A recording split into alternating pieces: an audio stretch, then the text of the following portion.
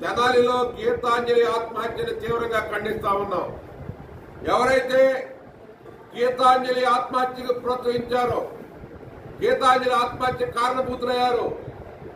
ఎందుకంటే గీతాంజలిని ఆమె జగన్మోహన్ రెడ్డి గారు చేస్తున్నటువంటి అద్భుతమైనటువంటి పరిపాలనని, ఆమె పేద ప్రజలకి జగన్ ఇస్తున్నటువంటి ఇళ్ల స్థలాలు పట్టాల విషయంలో కానివ్వండి, నవరత్నాల అమల్లో కానివ్వండి, జగనన్న చేస్తున్న సంక్షేమ కార్యక్రమాలని ఆమె పొగిడినందుకు ఈ జనసేన, అదేవిధంగా టీడీపీ, బీజేపీ మూకలు ఆమె మీద సోషల్ మీడియాలో చేసిన హెరాస్మెంట్ ని ఆమె తట్టుకోలేక ఆత్మహత్యకు పాల్పడింది.